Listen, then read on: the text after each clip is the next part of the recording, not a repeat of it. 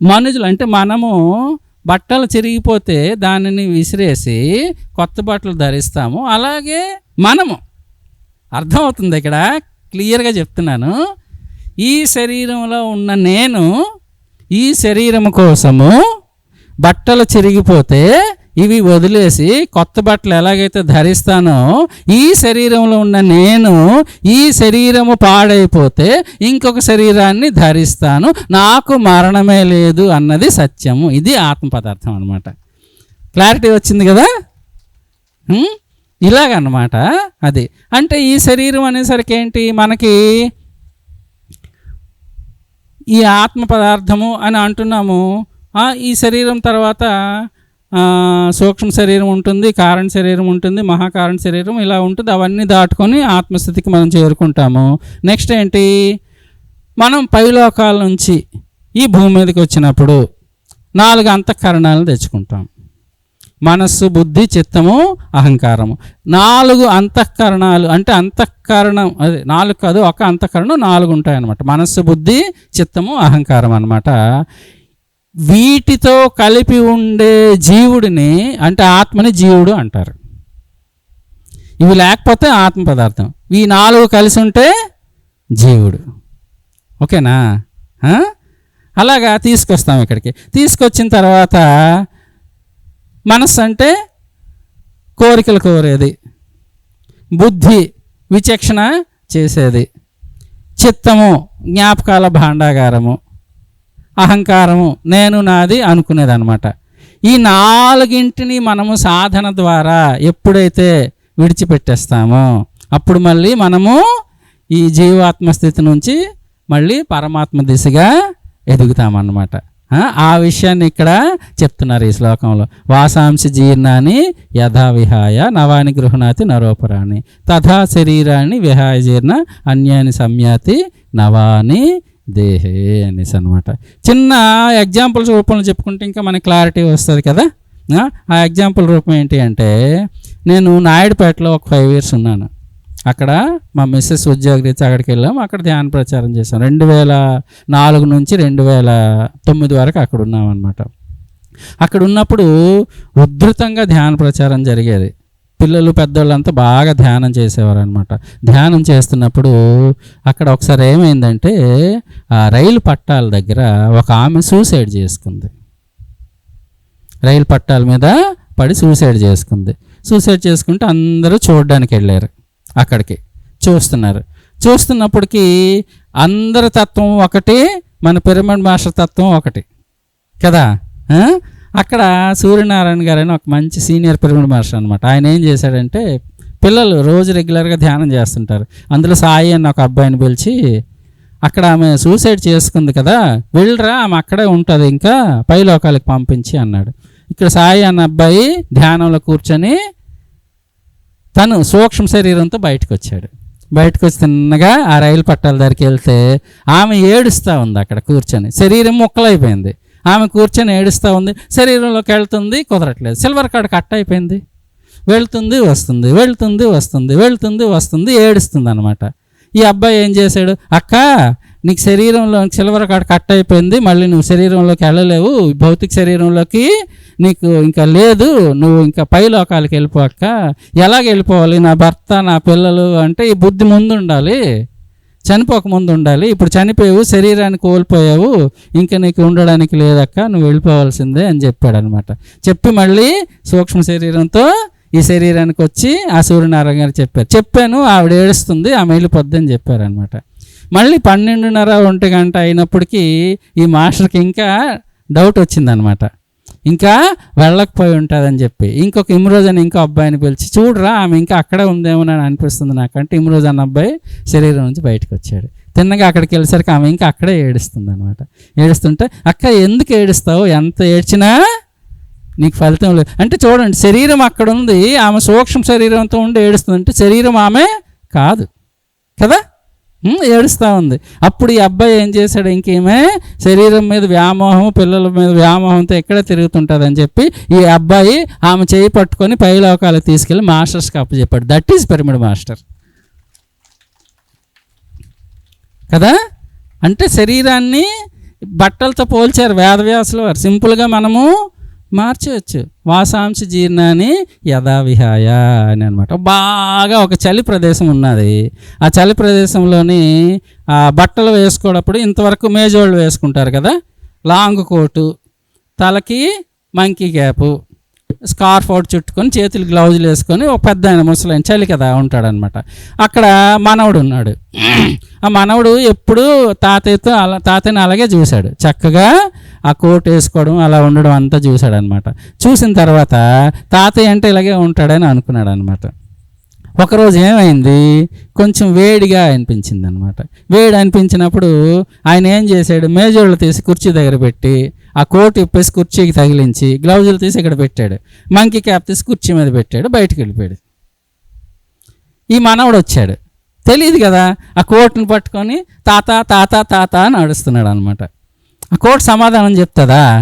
చెప్పదు కదా, ఏడుస్తున్నాడు. తాత ఏమైంది, తాతకి ఏమైంది అని కోట్ పట్టుకొని లాగుతున్నాడు. తాత తాత అంటున్నాడు, కోట్ సమాధానం చెప్పట్లేదు, ఏడుస్తున్నాడు. ఎందుకు ఏడుస్తున్నాడా అని చెప్పి వాళ్ళ అమ్మగారు పరుగున వచ్చారు. పరుగున వచ్చి చూసేసరికి ఏమైందిరా అంటే తాత తాత అనేసి అంటున్నాడు అనమాట. అప్పుడు వాళ్ళ అమ్మకి అర్థమైంది, తాత ఈయన కాదు, తాత కోట్ ఇది, తాత బయటికి వెళ్ళాడు అనేసి చెప్తున్నాడు అనమాట. అర్థమైందా? మనం కూడా ఏం చేస్తున్నామో ఆ చిన్న పిల్లవాడు ఉన్న పరిస్థితుల్లో మనం ఉన్నాము. ఎవరన్నా దగ్గర బంధువులు చనిపోతే ఆ కోటుని పట్టుకొని ఏడుస్తాం ఉన్నాం, అమ్మ లేకపోతే నాన్న అని కదా. కానీ ఆ శరీరం ఉండే అమ్మ లేదు, అమ్మ శరీరం అక్కడ ఉంది, నాన్న లేడు, నాన్న శరీరం అక్కడ ఉంది. ఆ క్లారిటీ మనకి భగవద్గీత ఇస్తుంది. అప్పుడు మనం దుఃఖం నుంచి బయటికి వస్తాము. అది భగవద్గీత తాలూకా గొప్పతనం. అలా చెప్పారనమాట. చెప్పేసరికి అయితే నేను మంత్రి గారిని కలుస్తాను అని చెప్పాడు. నవ్వి ఈ శ్లోకం చెప్పారు కదా ద్వారపాలకులు, మంత్రి గారిని కలుస్తాను అని అన్నాడు అన్నాడు. సరే వెళ్ళండి అని అన్నారు. తిన్నగా మంత్రి గారి దగ్గరికి వెళ్ళాడు. మంత్రి గారి దగ్గరికి వెళ్ళి మళ్ళీ సేమ్ ఏడుపు, బోరుని ఏడుస్తూ, మీ మహారాజు గారు అరణ్యానికి వచ్చారు, అక్కడ సింహం వచ్చింది, మహారాజుని తినేసింది, మీకు రాజ్యానికి రాజు లేడు కదా, ఏంటి మీ పరిస్థితి, నాకేమీ అర్థం కావట్లేదు అని అన్నాడు అనమాట. మంత్రి చిరునవ్వు నవ్వాడు. మళ్ళా చిరునవ్వు నవ్వి,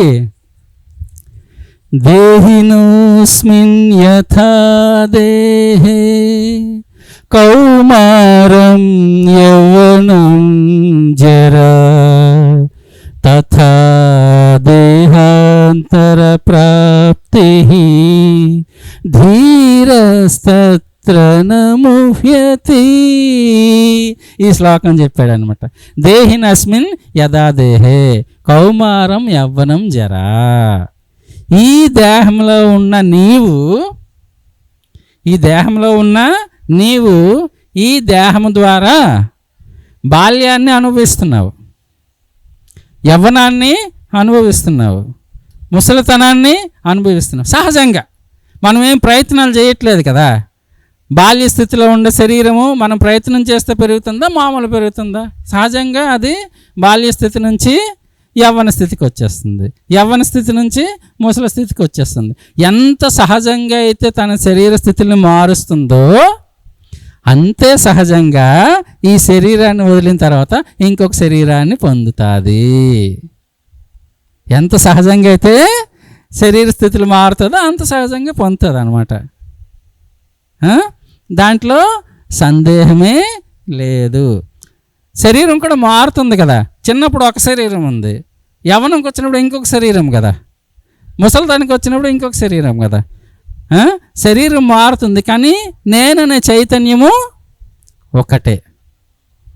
ఈ నేననే చైతన్యము శరీరం మారుతున్నప్పుడు కాన్స్టెంట్గా ఉంది. శరీరం చిన్నప్పుడు అదే నేను కదా, ఇప్పుడు పెద్ద అయిన తర్వాత కూడా అదే నేను కదా, ఆ జ్ఞాపకాలు ఉన్నాయి కదా. అలాగే శరీరం మారిన తర్వాత కూడా అదే నేను, ఇంకొక శరీరం ఉన్నప్పుడు కూడా అదే నేను. శరీరాలు మాత్రమే మారుతూ ఉంటాయన్నమాట. అది ఈ శ్లోకం తాలూకా అర్థము. చాలా అద్భుతంగా ఉంటుంది భగవద్గీత. దేహినస్మిన్ యథా దేహే కౌమారం యవ్వనం జర తథా దేహాంతర ప్రాప్తి ధీరస్తత్ర నామోహ్యతి. ఈ విషయం తెలిసిన జ్ఞానులు శరీరాన్ని పోతే బాధపడరు, దుఃఖించరు అనేసి చెప్తున్నాడు అనమాట. ఒక ఆమె ఉంది, ఆమె మేనల్డ్ ఎవరో పుట్టారని వచ్చింది చూడడానికి. చిన్న బాబు ఉన్నాడు. బాబు ఉంటే ఆ దీవించి అక్షింతలు వేసింది. తర్వాత ఏమో వాళ్ళ ఆయనకి జాబ్ వచ్చి దుబాయ్ వెళ్ళిపోతే ఆమె దుబాయ్ వెళ్ళిపోయింది. 5 సంవత్సరాల తర్వాత బాబు మళ్ళీ వచ్చింది ఇండియాకి. బాబుని చూడడానికి వచ్చింది. బాబు ఎంత అయ్యాడు? ఇంత అవుతాడు కదా, 5 సంవత్సరాలు అంతే. ఫస్ట్ చూసినప్పుడు ఎంత ఉన్నాడు? చిన్ని బాబు. ఇప్పుడు ఎంత అయ్యాడు? ఇంత అయ్యాడు. అప్పుడు చూసిన రూపం ఇప్పుడు లేదు కదా అని ఆమె ఏడుస్తుందా? ఏడదు కదా. ఎందుకు? శరీర తాలూకా ధర్మం తెలుసు, పెరుగుతుంది అని. ఏడలేదు, వెళ్ళిపోయింది. మళ్ళీ 10 సంవత్సరాల తర్వాత వచ్చింది. 10 సంవత్సరాల తర్వాత వచ్చినప్పటికీ బాబు ఇంత అయ్యాడు, 15 సంవత్సరాలు. అప్పుడు రూపం ఇప్పుడు ఉందా? లేదు. అలాగే నేర్చిందా? లేదు.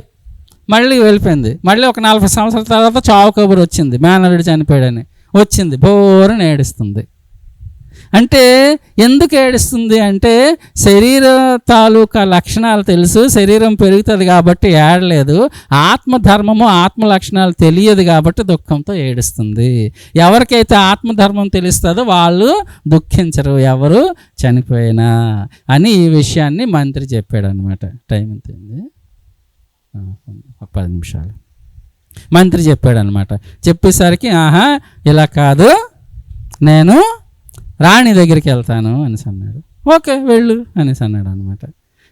మా రాజు చనిపోలేదు, శరీరం పోయింది అంతే, మా రాజు బతికి ఉన్నాడని మంత్రి చెప్పాడు. ద్వారపాలకులు అదే చెప్పారు.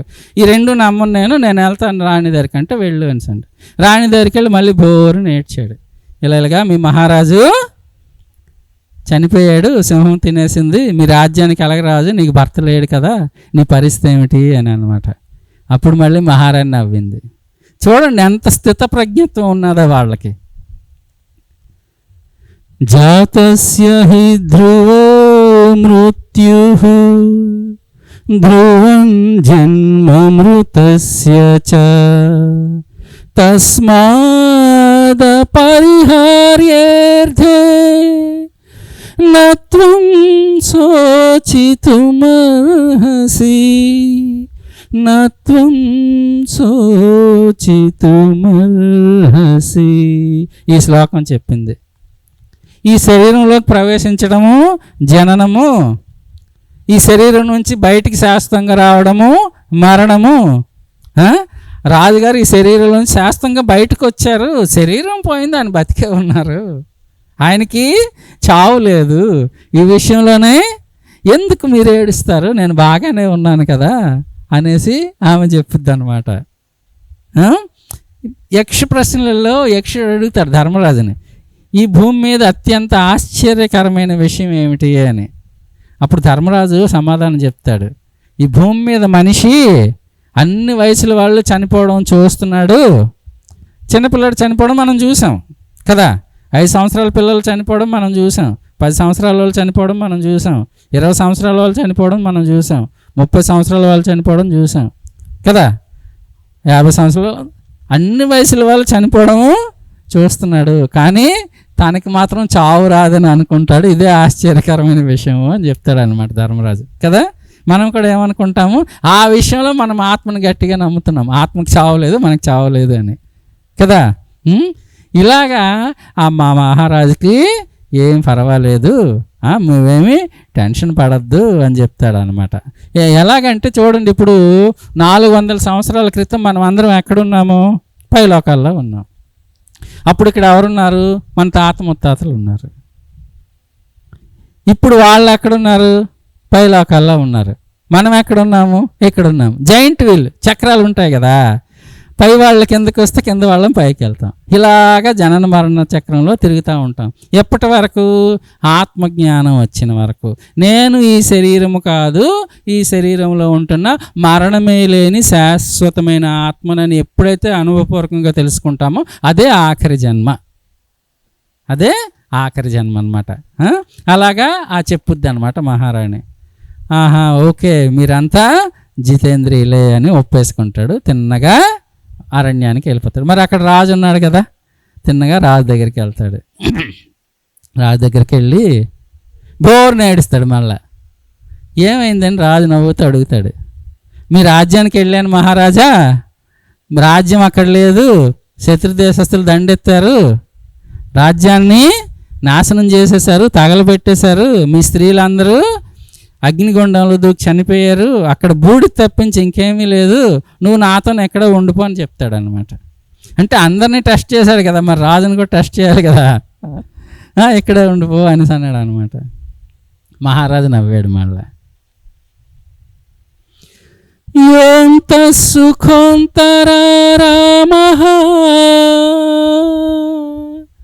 తథాంతర్జ్యోతిరేవయః సయోగి బ్రహ్మ నిర్వాణం బ్రహ్మభూతోధిగచ్చతి బ్రహ్మభూతోధిగచ్చతి యో అంత సుఖోంతర రామ తథాంతర్జ్యోతి రేవయ.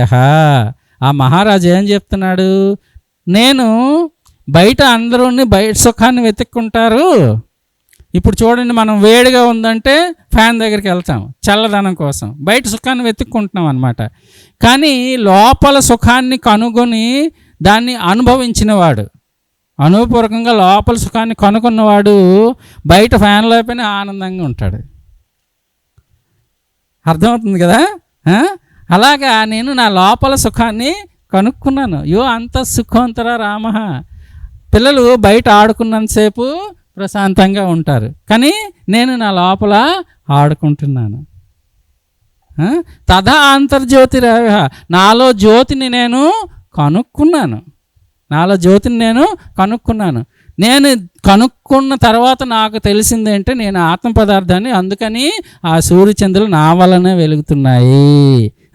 నేను సాక్షాత్తు బ్రహ్మభూతోతి గచ్చతి, బ్రహ్మని నేను సాక్షాత్తు. నేను ఇలాగంటే సృష్టిని సృష్టించగలను, ఇంకొక రాజ్యాన్ని సృష్టించగలను, నేనా ఏడుస్తాను అని అంటాడు అనమాట మహారాజు. అప్పుడు మీ రాజ్యంలో ఉండే వాళ్ళంతా జితేంద్రియులు, నువ్వు కూడా జితేంద్రియుడివే. మీకు ఎలా వచ్చింది జితేంద్రియ తత్వము అంటే, మేము మా రాజ్యంలో ప్రతిరోజు ధ్యానం చేస్తాము, స్వాధ్యాయం చేస్తాము, సజ్జన సాంగత్యం చేస్తాము, భగవద్గీతను అధ్యయనం చేస్తాము, అందుకే ఈ స్థితి మాకు వచ్చింది అని మహారాజు చెప్తాడు అనమాట. ఓకేనా. భగవద్గీత అంత గొప్పది, మనల్ని దుఃఖం నుంచి సింపుల్గా బయటికి తీసుకొస్తుంది. ఓకే. ఇక్కడికి వచ్చిన మాస్టర్స్ అందరికీ పేరు పేరున ఆత్మ ప్రణాళాలు. ముఖ్యంగా మనకి ఇంతటి జ్ఞానాన్ని విస్తారంగా అందించిన మన జగద్గురు బ్రహ్మర్షి పితామహ పత్రిజీ గారికి గట్టిగా చప్పట్లు కొడదాము. అలాగే మరి మన పల్లెవేల శ్రీని గారు మనందరికీ ఇలాంటి జ్ఞానాన్ని అందించడానికి కారణం పల్లెవేల శ్రీని గారు కదా. శ్రీని గారు, ఆయన టీం అందరికీ ఒకసారి గట్టిగా చప్పట్లు కొడదాము. మరి రామరాజు గారు కూడా మనకి సహాయ సహకారాలు అద్భుతంగా అందిస్తున్నారు, ప్రతి గంటకి అందిస్తున్నారు అనమాట. ఆయన కూడా ఒకసారి గట్టిగా చప్పట్లు కొట్టుకుందాం. Thank you, thank you, thank you. భగవద్గీతని ఇంత విపులంగా అందించిన గాంధీ గారికి గట్టిగా క్లాప్స్ ఇచ్చుకుందాం. ఒక్క 10 నిమిషాలు మనం వైశాఖ పౌర్ణమి గడియలు మొదలైపోయినాయి మాస్టర్స్. ఈరోజు రాత్రి ఎవరు కూడా నిద్రపోకండి, ఎందుకంటే ఇంత ప్రకృతిలో ఇంత పౌర్ణమి గడియల్లో, వైశాఖ పౌర్ణమి బుద్ధ పౌర్ణమి గడియల్లో మనం ఉన్నాము. చక్కగా ఎంత హాయిగా ఈ ప్రకృతి నడుమున ధ్యానం చేస్తే అంత విశిష్టమైన అనుభవం మీరు పొందగలుగుతారు. ఒక్క 10 నిమిషాలు ధ్యానం చేసుకుందాం మాస్టర్స్. ఒక్క 10 నిమిషాలు ఎక్కడ వాళ్ళు అక్కడ, ఈ ప్రాంగణంలో ఎక్కడ కూర్చుని ఉన్నా కూడా ప్రతి ఒక్కరూ కూడా ధ్యానంలో కూర్చోండి మాస్టర్స్. పౌర్ణమి గడియల్లో మనందరము కలిసి సామూహిక ధ్యానం చేస్తాం. ఈ ప్రాంగణములో మీరు ఉండవలసిన విధానం ఏమిటంటే, చక్కగా ప్రకృతిలో కొంత సమయం గడిపిన, ఆ జలధారల్లో కొంత సమయం గడిపిన, కొంత సమయము ధ్యాన సాధనకి ఇచ్చిన, కొంత సమయము జ్ఞాన సాధనకి ఇచ్చిన, మీతో మీరు మమేకమై ఉండాల్సిన అవసరం ఉంది. కబుర్లతో దయచేసి కాలక్షేపం చేయొద్దు. దయచేసి ధ్యానంలో కూర్చోండి ప్రతి ఒక్కరు కూడా. శ్వాస మీద ధ్యాస. ఒక్క 10 నిమిషాలు.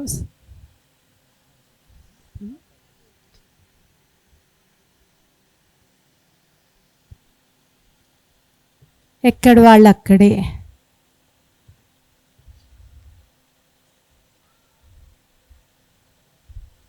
పత్రి సార్ మ్యూజిక్తో.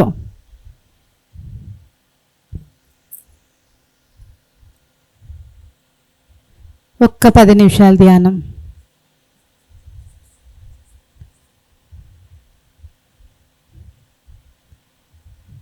ఈ పౌర్ణమి గడియల్లో 3 శక్తి ఉంటుంది మాస్టర్స్.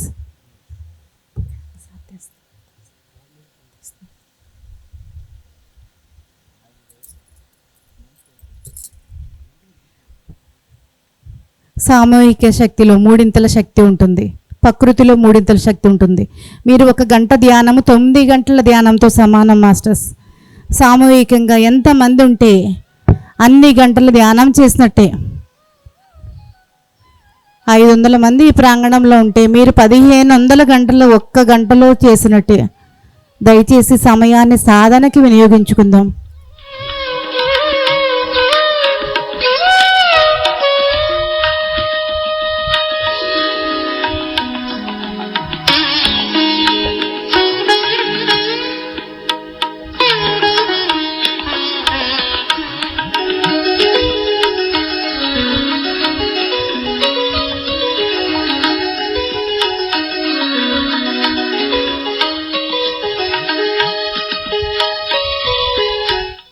ఈ పౌర్ణమి సమయంలో ఆ చంద్రుడి నుంచి వచ్చే వెలుగు రేఖల వల్ల మనసు లోతైన పొరల్లో ఉన్న ఎన్నో అంశాలు శుద్ధి అవుతాయి. అందుకని మనసు ఖాళీ చేసుకోవడానికి సాధన. హాయిగా కూర్చుందాం ఫ్రెండ్స్.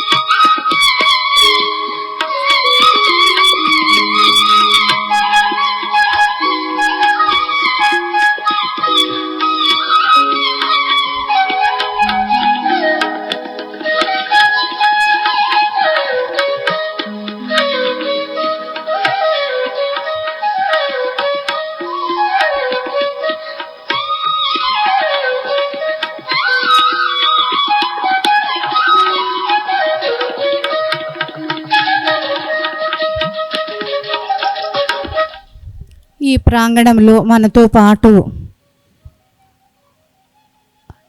సూక్ష్మ శరీర రూపంలో ఎంతోమంది గురువులు, దైవ స్వరూపాలు మనతో పాటు ఈ సమయంలో మనతో ఉన్నారు. చక్కగా హాయిగా ధ్యానం చేసుకుందాం మాస్టర్స్. దివ్య సాధన చేసుకుందాం. యోగత్వంలోకి మన ప్రయాణం. శ్వాస మీద ధ్యాస.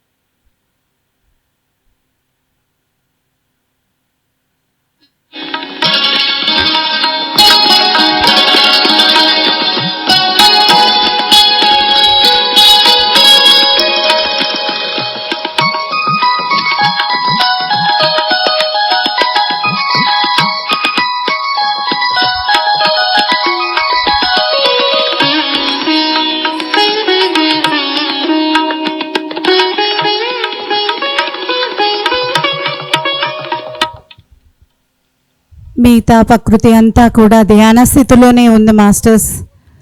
మానవుడే ధ్యానం చేయాలని చెప్పి గురువులు, దైవ స్వరూపాలు ఎదురు చూస్తూ ఉన్నారు.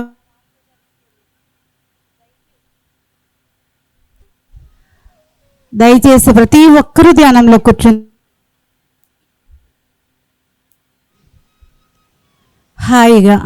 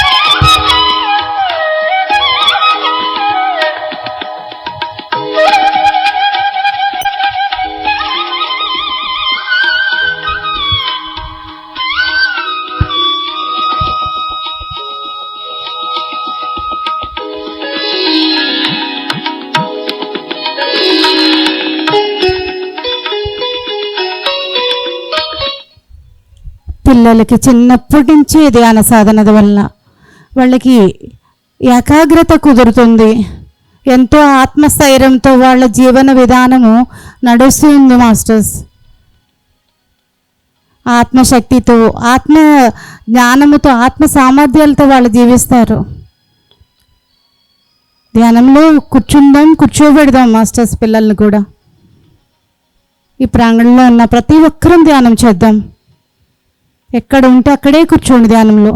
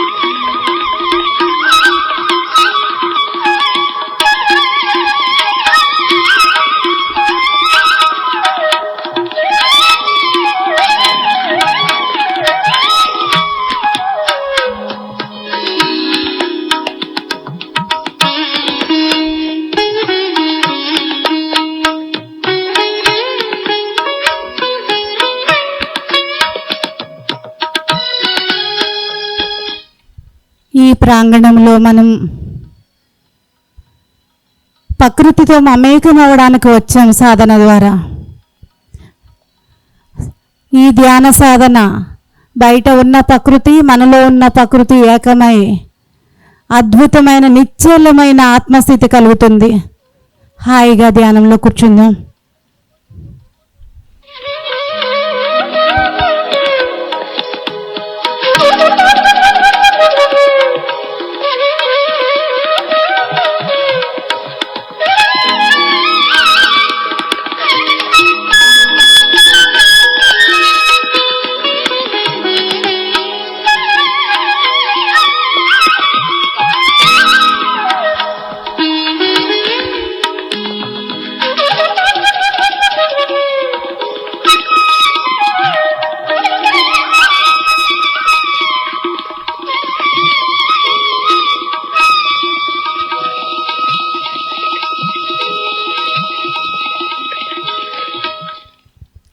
ఈ భూమి మీదకి దివ్య చైతన్యము ఆవిర్భవించిన పౌర్ణమి, వైశాఖ పౌర్ణమి. ఆ గడియల్లో ఉన్న మాస్టర్స్ భూమి మీద ఉన్న ప్రతి మానవుడు దుఃఖము, రోగము, ముసలితనము, మరణం లేని దివ్య మానవుడు ఈ భూమి మీద ఆవిర్భవించాలని చెప్పి శ్వాస మీద ధ్యాస అన్న జ్ఞానాన్ని ఆయన తెలుసుకున్నారు. ఆనాపాన సతిని ఆయన కనుగొనగలిగారు. ఆ దివ్యమైన చైతన్య స్వరూపము ఈ క్షణంలో మనందరి మధ్యలో ఉంది. బుద్ధ భగవానుడు, ఆయనతో అనుసంధానమై హాయిగా కూర్చుందాం. ఏ సత్యమైతే ఆయన తెలుసుకున్నారో ఆ సత్యం మనలో మేల్కొనాలని చెప్పి ఆచరించాలని చెప్పి కూర్చుందాం మాస్టర్స్. హాయిగా ఇంకొక 5 నిమిషాలు ధ్యానం.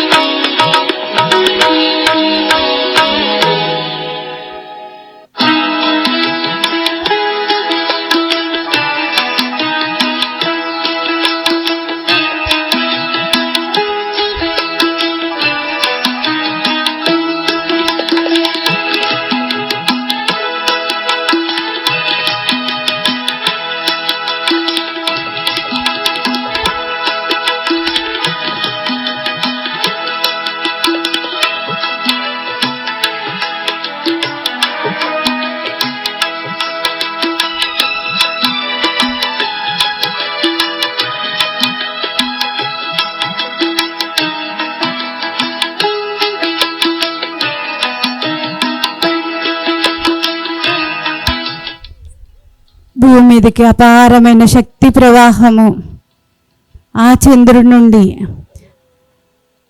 వస్తుంది మాస్టర్స్. సమస్త ప్రకృతితో పాటు మనము కూడా సాధనలో కూర్చుని మనసు శూన్యం చేసుకుని ఆ వస్తున్న ప్రాణశక్తికి అనుసంధానం అవుదాం.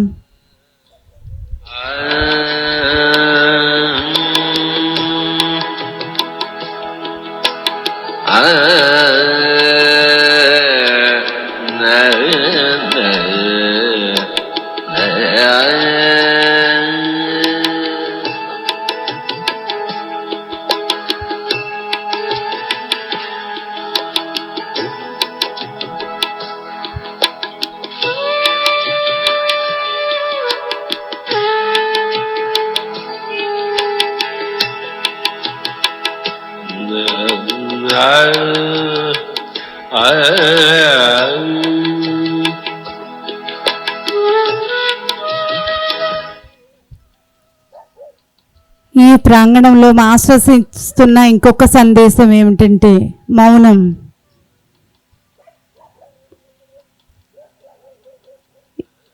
ఈ చక్కని పౌర్ణమి గడియల్లో ఎంత మౌనంగా ఉంటే అంత మీ లోపలికి ప్రయాణం చేయగలుగుతారు ఫ్రెండ్స్. హాయిగా శ్వాస మీద ధ్యాస.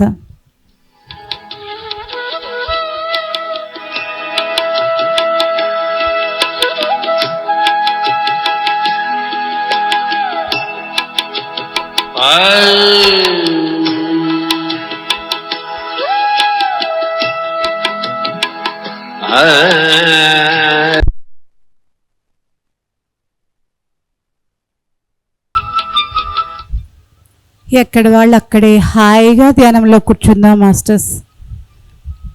సమయం యొక్క విలువ తెలుసుకుందాం. మనలో ఉన్న జీవుడు జన్మ జన్మల నుంచి పునరపి జననం పునరపి మరణ చక్రాల్లో కొట్టుకుపోతున్న జీవుడు ఎప్పుడైతే మీరు సాధనలో కూర్చుని ఆ ప్రాణశక్తిని స్వీకరిస్తూ ఉంటారో ఆత్మ చుట్టూ ఉన్న నివురు తొలగిపోతుంది. ఆత్మలో ఉన్న దివ్య ప్రకాశ జ్ఞానము బయటకు వస్తుంది మాస్టర్స్. ఆనందముతో జీవించగలిగే స్థితికి మానవుడు చేరుకుంటాడు. హాయిగా ఇంకొక 3 నిమిషాలు మీతో మీరు కూడి ఉండండి. అద్భుతంగా చేస్తున్నారు సామూహిక ధ్యానం.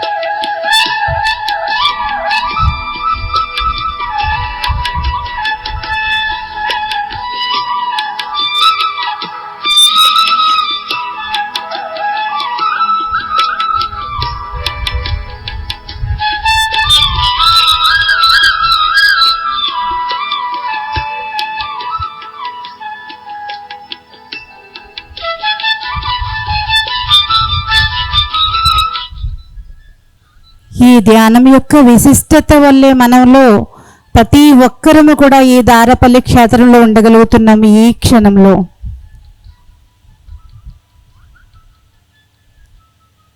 ఎక్కడెక్కడి నుంచో వచ్చి ఉన్నాం. అందరినీ ఒక్క ధ్యానం మాత్రమే అనుసంధానం చేసింది. ఆత్మ కుటుంబీకుల్లాగా ఈ ప్రాంగణానికి చేర్చింది.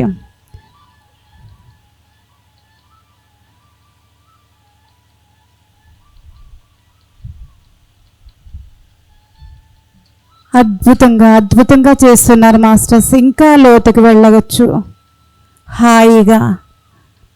హాయిగా మీ ఆత్మకి శరణాగతి, శరీరము మనసు బుద్ధి దాటి మీ ఆత్మకి శరణాగతి అయిపోండి. ఆత్మే పరమాత్మ.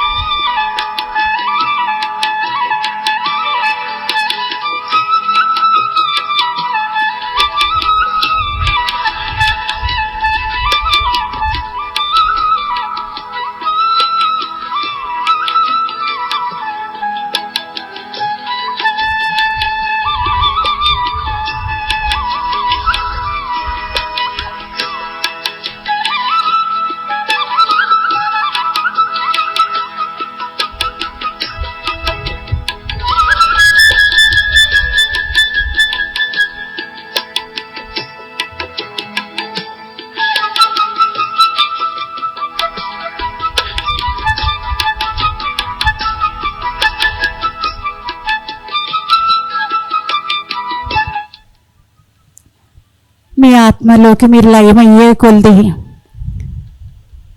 ఆత్మలో ఉన్న ప్రశాంతత, ఆత్మలో ఉన్న భయము, ఆత్మలో ఉన్న జ్ఞానము మీరు అందుకోగలుగుతారు.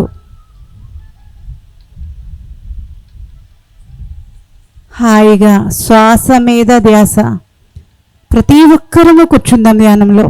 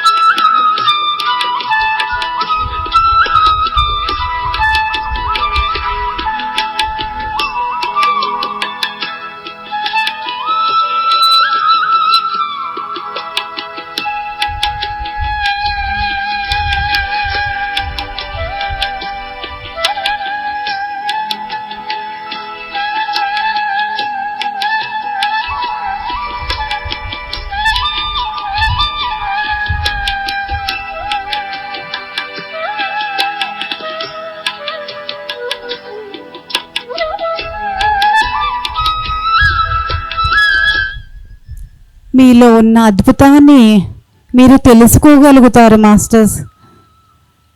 చక్కగా హాయిగా మనసును ఖాళీ చేసుకుందాం.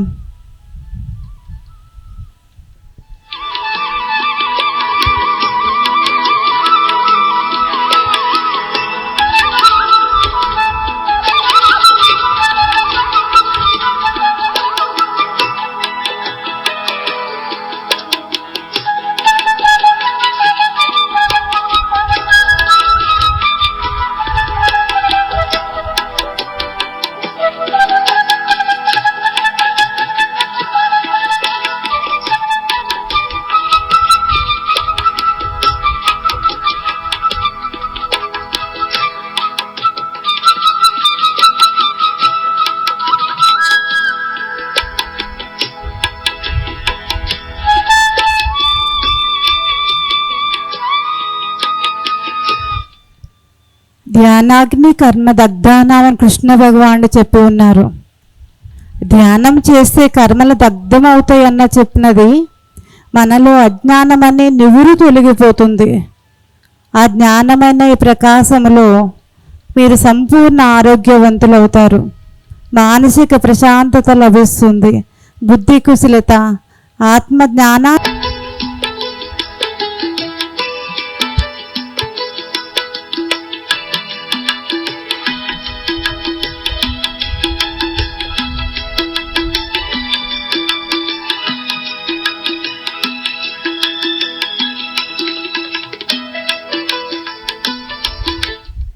మీరు గమనించగలిగితే ఎంత ప్రాణశక్తి కుమ్మరిస్తున్నారని చెప్పచ్చు. తీసుకున్న వాళ్ళు తీసుకున్నంత భాగ్యం మాస్టర్స్. హాయిగా ఇంకా లోతైన స్థితుల్లోకి, మీ లోతులకి, ఆత్మ లోతులకి శరణాగతి అయిపోండి మాస్టర్స్. మనసును దాటి ప్రయాణం చేద్దాం. ఆత్మలోకి ప్రయాణం, ఆ పరమాత్మలోకి ప్రయాణం, మీ యొక్క నిజమైన స్థితిలోకి ప్రయాణం.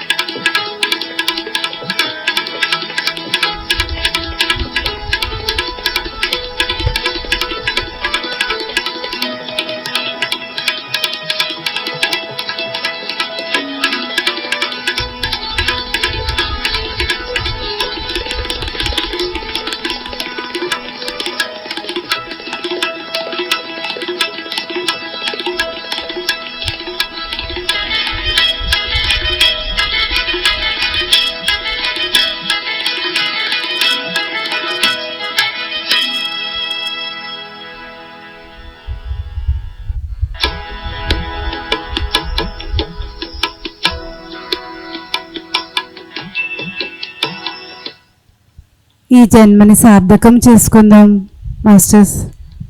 హాయిగా కూర్చుందాం. శ్వాస మీద ధ్యాస.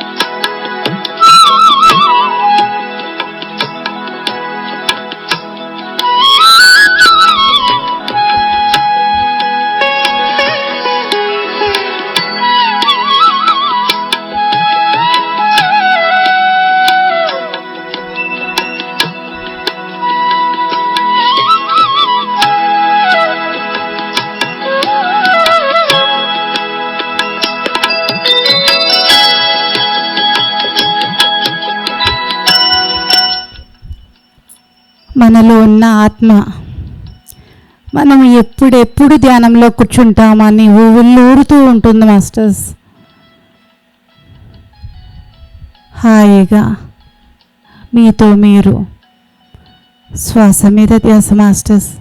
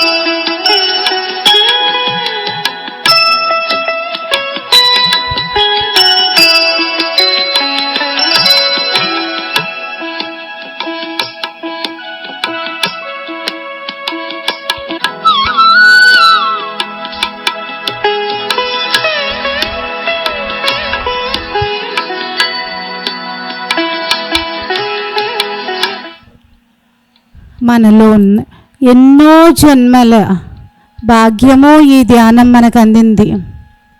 ఆ భాగ్యాన్ని మన లోపలికి అనుమతించుకుందాం.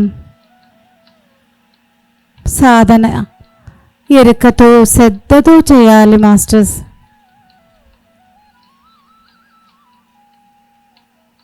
ఎంత అద్భుతంగా చేయాలంటే ఈ సాధన పట్టుదలగా ఎంత సమయం వీలైతే అంత సమయము మనలో ఉన్న ఆ జీవుడితో, ఆ పరమాత్మతో అనుసంధానమై ఉన్నప్పుడు ఆ పరమాత్మ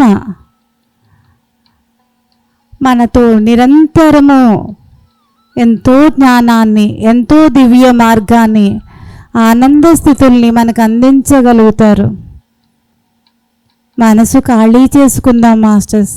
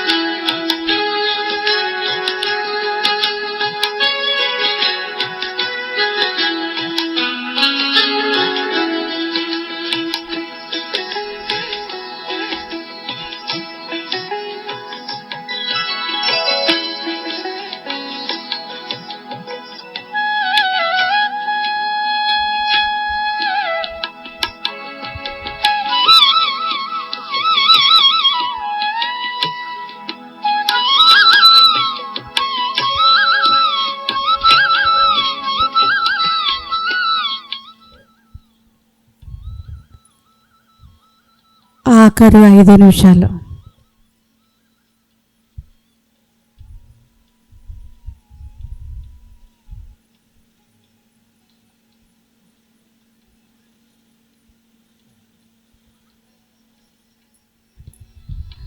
రిలాక్స్ అవుతూ మన లోపలికి మనం వస్తూ ఏదైతే శక్తిని గ్రహించి ఉన్నా మనలో స్థితం చేసుకుంటూ మన 2 చేతులు కళ్ళ మీద పెట్టుకుందాం. 5 4 3 2 1 0. నెమ్మదిగా కళ్ళ మీద చేతులు తీస్తూ చిరునవ్వుతో మీ అరిచేతులు చూసుకోండి. చక్కని చిరునవ్వుతో. ఇంత చక్కని ధ్యానానికి పత్రిజీకి, బుద్ధ భగవానుడికి, దారపల్లి దివ్య క్షేత్రానికి గట్టిగా క్లాప్స్. మీ అందరికీ కూడా గట్టిగా క్లాప్స్. ఎంతో అద్భుతమైన దివ్య సాధన చేశారు.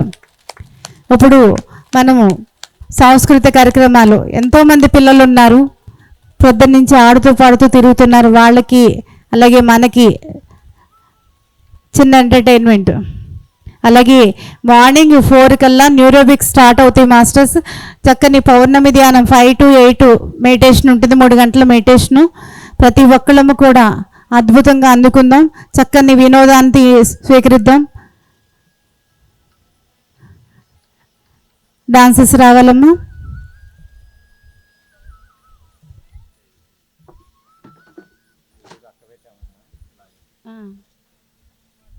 అంగడంలో శివశక్తి ఎక్కడున్నా కూడా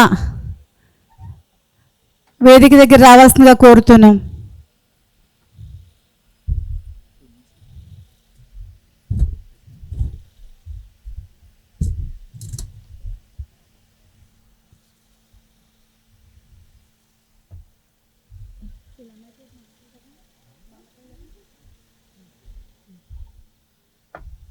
ముందుగా వేదిక మీదకి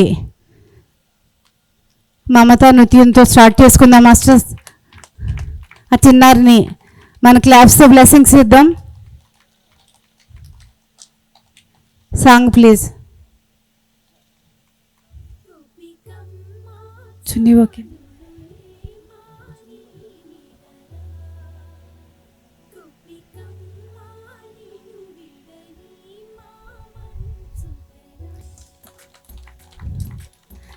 మీకు ఓకే చెప్పాలి లేదు, కానీ పిల్లల గురించి ఓకే చెప్పాం. నైట్ అంతా కూడా వీలైనంత వరకు కూర్చోడానికి ప్రయత్నం చేయండి. ఎప్పుడైతే ధ్యానం చేస్తూ నిద్రలోకి ఒరిగిపోతారో యోగా నిద్ర కింద మారిపోతుంది మాస్టర్స్. చక్కని ఆత్మస్థితుల్లో నిద్రపోగలుగుతారు. వీలైనంత వరకు కూర్చోగలిగిన వాళ్ళు హ్యాపీగా ధ్యానంలో కూర్చోండి. ఇలాంటి భాగ్యం మనకి అప్పుడప్పుడు మాత్రమే దొరుకుతుంది.